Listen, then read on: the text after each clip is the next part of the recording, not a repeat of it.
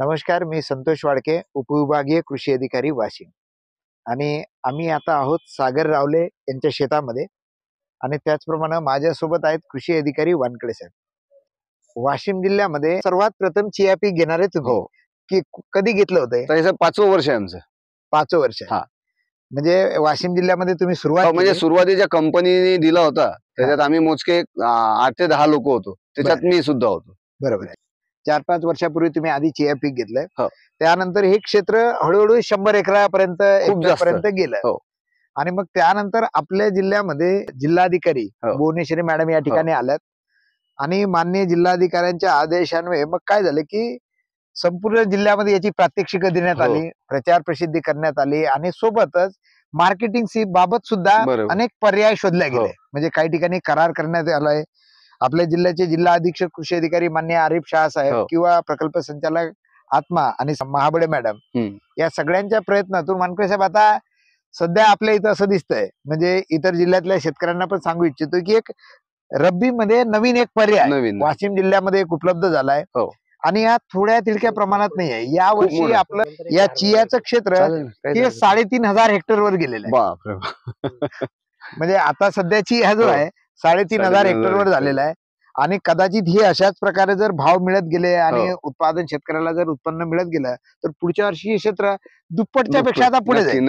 म्हणजे आताच मागच्या वर्षी हे 1,000 हेक्टर पर्यंत होतं, 800 ते 1,000 हेक्टर. या वर्षी ते 3.5 पट वाढलं आणि पुढच्या वर्षी कदाचित ते आणखी मोठ्या प्रमाणात होणार आहे. हे जे चिया पीक आहे आपण खरीप रब्बी सीझन मध्ये घेतोय, हे किती दिवसाचं पीक आहे? साहेब 3 ते 3.5 महिन्याचं पीक आहे. बर.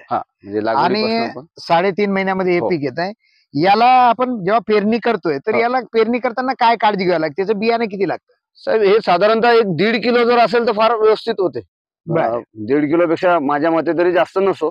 ते मग दाट होते. दाट झालं काही प्रॉब्लेम नाहीये. पण जर जास्त वाढ झाली तर मग त्याच्यात पडण्याची भीती आहे. एखाद्या वेळेस पाणी पाऊस जर आला ते पडणे लोळण्याची भीती तिच्यामध्ये ती येते ती. बरोबर.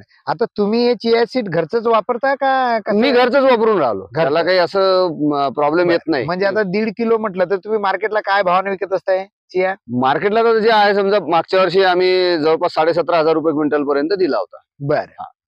म्हणजे बियाणं एका एकराला जर लागते म्हटलं तर 1.5 किलो बियाणं लागतं आणि ते केवढ्याचं होणार मग? 250-300 रुपये. म्हणजे आपण बघू शकतो रब्बी मध्ये 250-300 रुपयामध्ये बियाणं लागतं.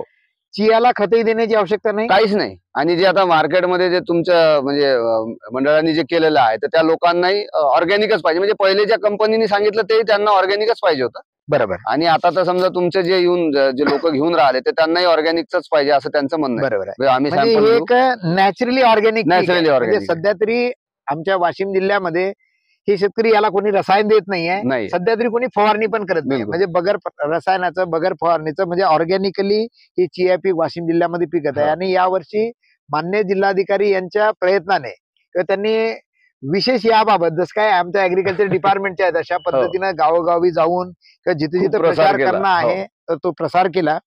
मार्केटिंग बाबत व्यवस्था निर्माण केली आहे आणि आता पण ते त्याप्रमाणे प्रयत्न करत आहेत. आणि याच फळ आहे की आपल्या जिल्ह्यामध्ये हे जवळपास मोठ्या प्रमाणात चिया पीक या ठिकाणी होत आहे. आता सध्या या ठिकाणी तुमचं हे फुलार अवस्थेत आलंय. फुलं असे निसवलेलं आहे आता. येस. हे फुलं पिवळ्या म्हणजे निळ्या जांभळ्या कलर. निळा ते जांभळा कलर समजा. आता याची कटिंग कशी करतो आपण? म्हणजे जेव्हा हे कापणीला येतं तर कशा प्रकारे हार्वेस्टिंग करतो? म्हणजे आपल्या गव्हाचं जसं सोंगतो आपण तसंच त्या टाईपचं. तुम्ही पेटे बांधू शकता किंवा खुल्लही हे करू शकतो. नाही तर मग पेटे बांधायचे आणि मग ते ठेवायला समजा सोपं जाते. जर क्षेत्र जास्त असेल तर. कमी असेल तर तुम्ही डायरेक्ट सोंगून त्याला न पेंडी बांधता डायरेक्ट तसं ठेवू शकता. थ्रेशर मधून काढावं लागते. पण थ्रेशर मध्ये एकच आहे की तुम्हाला 2दा-3दा रिपीट करावं लागते. म्हणजे ते कारण की तुमच्या पहिल्या याच्यामध्ये तुम्ही जर काढलं तर ते जवळपास तुमचं 60% म्हणजे येते आणि 40% तुमचं कुटारामध्ये जाते. मग ते परत ते कुटार परत आता याला आपण बुडापासून गव्हासारखं कापून पेंड्या बांधून ठेवायचं कारण मोठ्या क्षेत्रावर आहे. याला काही सुकू द्यायचं का? म्हणजे हिरवा असेल तर सुकू द्या, नसेल तर मग जमा केलं. पण एखादा दिवस जर सुकलं, एखादा 2 दिवस तर काही प्रॉब्लेम नाही त्याचा. जनरल जे थ्रेशर वापरतो त्यामध्ये तेच थ्रेशर त्याच्यामध्ये काही सेटिंग नाही. फक्त थ्रेशर वाल्याला त्याचं ते म्हणजे नॉलेज असलं पाहिजे किती आरपीएम ठेवायचे, काय ठेवायचे. बरं. म्हणजे याला कमी आरपीएम ठेवायचे का? आणि गेलंही तरी आपल्याला ते परत कुटार काढायचंच आहे. त्याच्यात मध्ये गेलंय तरी ते परत म्हणजे आपल्याला तुम्ही काढायचं. पहिले हे करताय की थ्रेशर मध्ये टाकताय हो, आणि हे थ्रेशर मध्ये बियाणं खूप बारीक असतं, खूप बारीक आहे एकदम. त्याच्यामुळे 40% बियाणं हे कुटारात कुटारामध्ये जाते. जातं. हो, मग तुम्हाला बाकीचं परत- 60% मिळतं. हो. तुम्ही परत कुटार परत घेताय कुटार आणि काढायचं. परत ते थ्रेशर मध्ये हो, काढताय हो. आणि त्यामधून मग पूर्ण निघतंय का आणखीन परत करावं लागतं? जर आता ते थ्रेशर वाल्याच्या सेटिंगचा कमाल आहे. जर बरं. त्याला जर चांगली सेटिंग जमली तर मग 2 याच्यात निघून जाते, नाही तर मग परत एकदा तिसऱ्यांदा टाकून देणे, मग 10-15% ती परत जाते, नाही बरं. जर जमलं सेटिंग तर. बरं. त्याच्यावर आणखीन एक पर्याय म्हणजे त्याला काय हार्वेस्टर हार्वेस्टरने. ठिकाणी त्याला विशिष्ट प्रकारचे ऍडजस्टमेंट करून बरं. जिथे चियाचं क्षेत्र मोठ्या प्रमाणात आहे हा. त्या ठिकाणी डायरेक्ट हार्वेस्टरनं सुद्धा काढतायत आणि बरं. काढतायत मागच्या वर्षीपासून आपल्या हो, वर्षी बरं. माहित नाही. पण त्यामध्ये कुटारामध्ये काही जात काही असेल ना? त्याच्यात नाही होत. नाही. त्याच्यामुळे ते सेटिंग Setting बरोबर आहे. केलेली आहे, सेटिंग झालेली आहे, बरोबर त्यामुळे मोठ्या प्रमाणात आहे. आपल्या इथेच वाशिम कोंडाळ्यामध्येच भरपूर काढलं. मध्ये जे गाव आहे 2 किलोमीटर अंतरावर, हा. तर तिथे त्या तिथल्या हार्वेस्टर वाल्यांना ती सेटिंग जमली आणि त्यामुळे ते डायरेक्ट आता ते पण करतात. बरं, म्हणजे जिथे या आता मजुरांचा पिकामध्ये problem आहे, मेकॅनायझेशन पण मोठ्या प्रमाणात शक्य आहे. सुरू झालं. हा, मोठ्या हार्वेस्टरनं पण आपण हे हो, पीक करू शकतो. काढू शकतोय. मग आता जेव्हा आपण हे हार्वेस्ट करतो तर हे काय शुद्ध निघतं का परत त्याला नाही, क्लिनिंग परत क्लिनिंग करावं लागतं साहेब. बरं, म्हणजे यामध्ये काय काय येतं जेव्हा आपण काढतो तो तर? कचरा आहे तो बारीक, बरं. म्हणजे एक थोडासा असा डस्ट सारखा येतो, त्याचं जे आहे ते छिलटे, बरं. किंवा मग तुम्हाला त्याच्या काड्या येतात. बरं. तर ते एक तर तुम्ही फॅन लावून वगैरे उपणून घ्यावं लागते. बरं. किंवा मग आजकाल ज्या मशीन्स आल्या, काही लोकांनी आणल्या त्याच्या क्लिनिंगच्या मशीन, त्याच्यामध्ये सुद्धा साफ होते. बरं. आणि क्लिनिंगला किती खर्च येतो असं मग? म्हणजे मशीनवर काढतो म्हटलं किंवा एखाद्या बाईनं उफणून साफ करतो म्हटलं तर? उपणून तर साहेब ते आता किती कचरा आला त्याच्यावर डिपेंड त्यावर येते. किंवा मशीन काय भाव घेते आता जर क्लीन करायचं? नाही, कारण मी ते सर्वात महत्वाचं आहे क्लीन करणं. हो, क्लीन हा. करणं. मी तर घरीच करून राहिलो, मी बरं. मशीनवर नाही नेलं.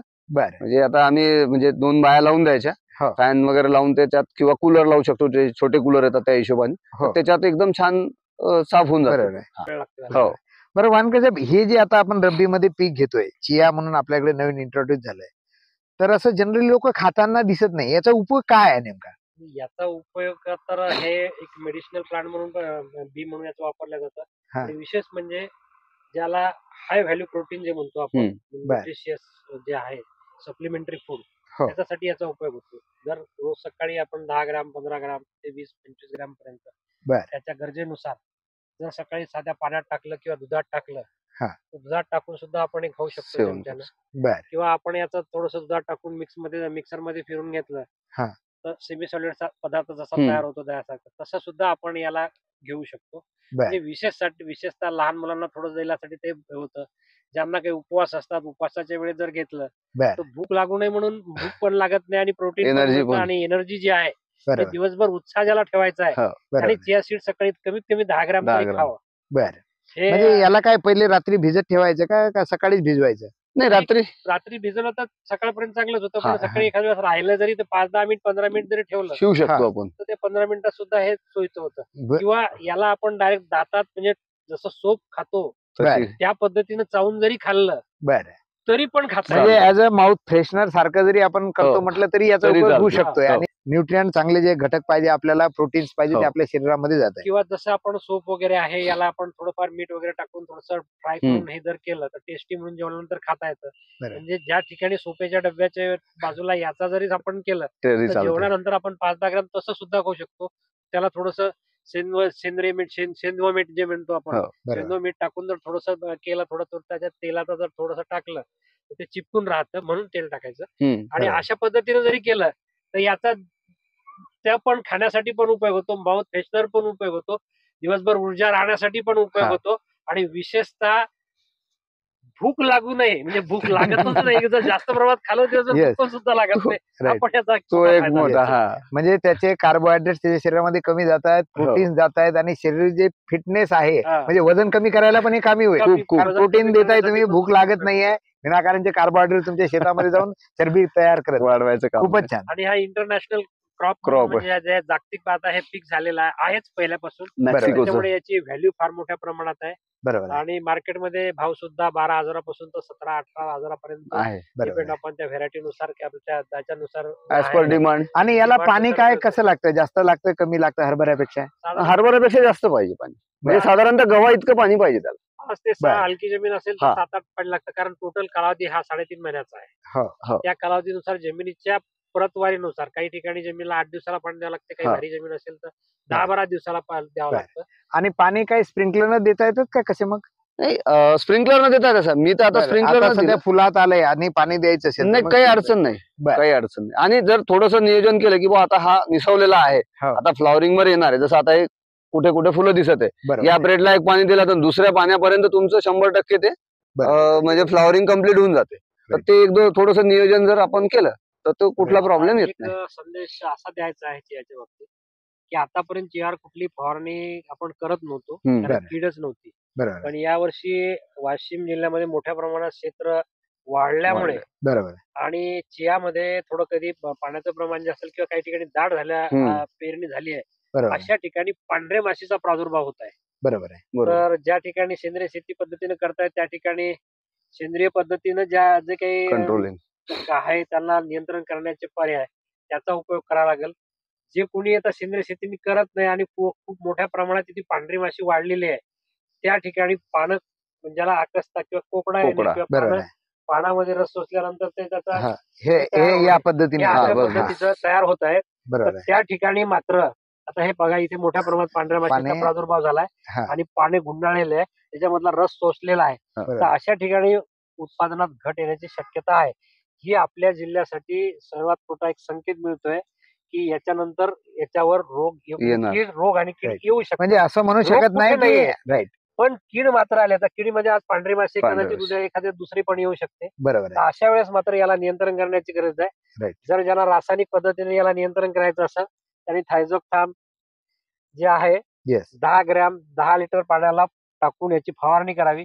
जे सेंद्रिय पद्धतीने करतायत ज्यांचे कंपनीशी कॉन्ट्रॅक्ट झालेले आहे Right. त्यांनी सेंद्रिय पद्धतीने निंबोळी अर्क किंवा आता आपलं सागर भाऊनं सांगितलंय की ताजं शेण आणायचं आणि त्याच्यामध्ये कापूर टाकायचा. 1 किलो एका एकरासाठी शेण त्याचं पाणी ढवळायचं, ते तयार करायचं सड्यासारखं, वस्त्रगाळ करायचा आणि त्याची फवारणी सुद्धा केली तरी ही कीड नियंत्रणात येते. हे बरोबर आहे. त्यामुळे म्हणजे- दोन्ही पद्धतीनं Yes. नियंत्रण करणं गरजेचं आहे. ज्या ज्या ठिकाणी अशी अवस्था झाली असेल त्या बरोबर. त्या ठिकाणी मात्र फवारणी करणं गरजेचं आहे. गरजेचं. बरोबर आहे. म्हणजे आतापर्यंत आपण म्हणत होतो की हे चिया पीक आहे, याच्यावर कीटकनाशक येत- मारायचं काम नाही, काही किडी कुठलं येत कीड नाही. येत नाही. परंतु ते पीक जर वाढलं तर निसर्गाचा नियम आहे की त्या ठिकाणी आणखी नाही आणि काय होऊन राहिलं साहेब, जसं आता मी पेरलेला आहे हम्म. आणि दुसऱ्याने एखाद्याने हे केलं आणि त्याच्यावर मग ही पांढरी माशी आली तर ती स्प्रेड व्हायला वेळ नाही लागून राहिला. आणि आता बरोबर. पहा ना आपल्या सगळ्याच पिकांवर पांढऱ्या माशीचा प्रादुर्भाव दिसायला लागलेला आहे. बरोबर. तूर असेल, सोयाबीन बरोबर. असेल, प्रत्येक पिकांवरती तिचा अटॅक वाढला. नक्कीच.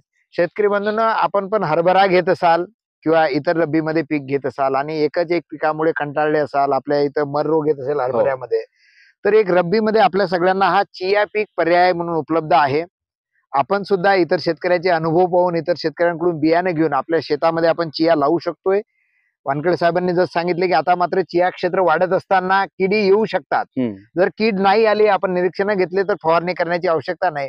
परंतु जर यदा कदाचित कुठं असा प्रॉब्लेम आपल्याला जाणवला तर एखादी दुसरी फवारणी आपल्याला करावं लागेल, ज्यामुळे आपलं उत्पादन टिकून राहील. अन्यथा एका इकडे क्षेत्र वाढतंय, आपण लक्ष देत नाही. म्हणजे बिना लक्ष देण्याचं पीक म्हणून जर याकडे बघितलं तर मात्र भविष्यामध्ये नुकसान पण आपलं होऊ शकतं. सगळ्यात मोठा फायदा साहेब याच्यात हे की जसं याला कुठलंही जनावर खात नाही. हा, जे तो जंगली सगळ्यात जनावरांचा महत्त्वाचा. हा जंगली जनावरांचा जो प्रादुर्भाव डुकरांपासून याच्यापासून सुटका आहे, रोही. माकडापासून सुटका आहे, नीलगाय किंवा रोही म्हणतो रोही. त्याच्यापासून सुटका आहे. बरोबर आहे. आणि विशेष म्हणजे जे कुठलेही गाय, म्हैस, बकरी वगैरे कुठल्याही प्रकारचं खात नाही. हा सगळ्यात प्लस सगळ्यात महत्त्वाचं. सगळ्यात म्हणजे आज महत्त्वाचं. हरभरा कोणताही पीक पेरा, शेतकरी हो. आहेत जनावरांसाठी म्हणजे जंगली जनावरांपासून त्यासाठी हा सगळा आहे. आणि दुसरी गोष्ट म्हणजे वाशिम जिल्ह्यामध्ये हरभरा आणि गव्हा व्यतिरिक्त पर्यायी पीक नव्हतं. हे हे आलेलं आहे. पर्यायी पीक एक जो शेतकरी गट आहे त्यांनी गेली 5 वर्ष झाले त्याला पर्यायी पीक आणलेलं आहे. आणि त्यासाठी एक आपल्याला 2-3 वर्ष जर जिथे हरभरा किंवा तूर घेत होतो आणि अशा ठिकाणी मर रोग मोठ्या प्रमाणात होत होता, त्याला जर कंटेन आपल्याला जर कंट्रोल करायचं असेल तर हे चिया पीक घेऊन त्या जमिनीतली ती जी मर रोगाची जी बुरशी आहे ती ती कंट्रोल करू नैसर्गिकरित्या शकतो. नियंत्रण मध्ये येऊ शकते आणि बरोबर. आपल्याला पर्यायी पीक उपलब्ध होऊ शकते. बरोबर आहे. पुढच्या वेळेस हे क्षेत्र म्हटल्यानंतर या 2 वर्षानंतर पुन्हा परत आपल्याला हरभरा फेरपलट करता येईल. अशी फेरफार करता येते. नक्कीच. खूपच छान सागर भाऊ, खूप छान. धन्यवाद. तुमच्यामुळे वाशिम जिल्ह्यामध्ये चिया आलं. माननीय आमच्या जिल्ह्याच्या कलेक्टर मॅडम यांच्या प्रयत्नामुळे हे चिया वाढलं. क्षेत्र आता खूप वाढलं. 3,500 हेक्टरवर गेलं आणि याही पुढे जाणार. हो. म्हणजे आता पुढे चालून तर असं दिसतंय की वाशिम जिल्हा हा चियाचा जिल्हा म्हणून जिल्हा. ओळखला जाणार आहे. तर नक्कीच, आणि हे विदेशात जाणारं पीक आहे, हो. इंटरनॅशनल पीक आहे. हो. नक्कीच शेतकऱ्याला सुद्धा यापासून अधिक उत्पादन उत्पादन किंवा मिळणार आहे. पैसा आपल्या वाशिम जिल्ह्यामध्ये येणार आहे. वानखडे साहेब, आपले पण खूप खूप धन्यवाद.